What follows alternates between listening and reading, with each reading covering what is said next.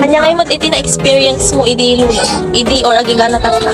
Dati manubo kami. Hindi, nako ko kay palengke pinagato. Aglip kay dai siraan na kami. Siraan na kami na dumanan alas 4. Alas 4 ti parbangon. Parbangon, bumbar kami. Lakad pinigita. Alam mo, di talaga tayo sa mga dati diyan dito eh. Dito lubungan ako eh. Dati kapre kasi yung nagdunga dahil andang makikita nung parang dalamin yung mga bas. Hindi, no, labas at dito, dadagan na. Dati kasi kasi dito, parang nataklo yun. Dati, parang dito. Ngumada iti na experience mo matulakan oray di ubing kapay aging gana tata. Diyan lang makita nyo yung mga bato naman. Lumanong tentirong tayo pukaw. Jay, Si Andy, kaputi baybay nga pagka babae. ay white lady. Parang talaga dati kapre na ito yung lubog. Talaga kapre. Tapos diyan, yung mga pa, damo ti papampay tabalay dahil tabangir yung balay, siri. Dakil nga tao. Jay ka pa rin. Di baruas na. Kami di ano ti puot, pagpupo, ti bumang, tayo plastic. Kaya nagpuot po ka. Kaya di pa nalang yung bumang. Ito ko na yung sinayang talaga pagkakas ito. Ikaw na awat yung makita na pagkalimugong. Sumabayo na tayo yun, kayo na nga. Hindi lang naman kunti. So I'm a classmate po from other schools. So ever since po na parang may mga narinig na po kami mga like baby na umiiyak. Especially po since pang-apple kami and malang na 6 PM na po yung umiiyak.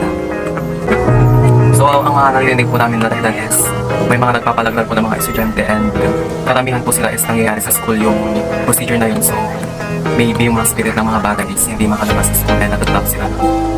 Isang case din po na na-experience namin is once na yung classmate ko po and late po kaming umuwi ng school, mga gabi na po yun is meron na po siyang isang student na akala po namin is student talaga pero dugaan siya and yun po parang naglako na ng bigla and doon na po nagsimula lahat yung mga pagpapakita ko.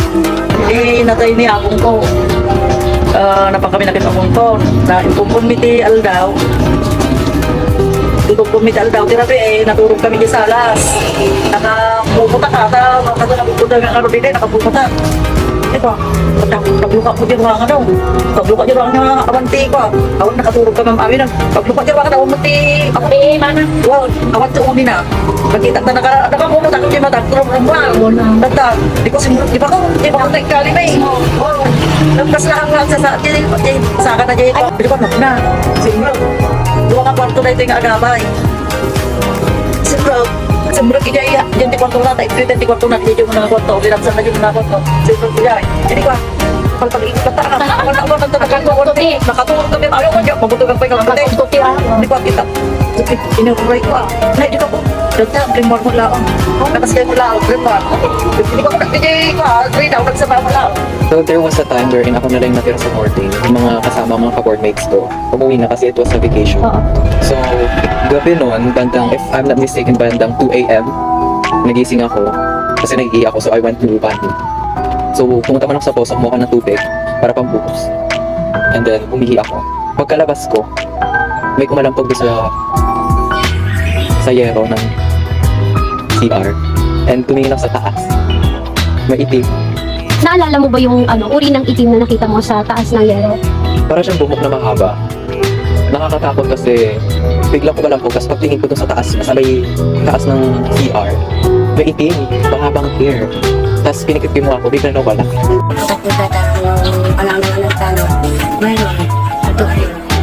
Totoo yun dahil may pinatay nga babae dyan yung panahon ng Amerikano. Ngayon, pag may mga bisita nagpapakita siya, parang humihingi siya ng tulong sa mga bisita. Nakaputi ng damit yun, mga bambu. Naglalakad siya nakalutang sa lupa. Tapos walang makikita ang mata.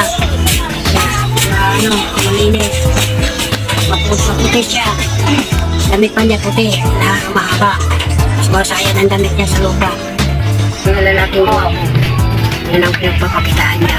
Kasi gusto yata niya mga lalaking buhaw. Oo, hanggang ngayon pa, nagpapakita sila. Kaya kung minsan natatakot ang mga musita niya. Dahil parang nakikita doon sa banyo, sa kwarto. Takutin mga musita niya. Magandang umaga po. Ngayon nandito po tayo sa Tirahan na Yamang. Napakilala po kayo. Ako si Arlene Ignacio, 44 years old, taga-Katmanan sa Fernando City. May mga katanungan lang po ako na tatanong sa inyo. Ula. Ano po ang mga kwentong alam niyo tungkol dito sa Kapan River? Dito na po ako lumaki. Dati po, ang ilog na ito ay malinis. Maraming tao na mamasyal. Maraming isda. Naniniwala po ba kayo sa mga sabi-sabi na may nagbabantay dito? Ano po masasabi niyo? Ayon po sa mga sabi-sabi nila, yung mga ibang tao dito, na meron doon nagpapahandam. Pero, hindi naman sa yung nakita, wala pa naman po.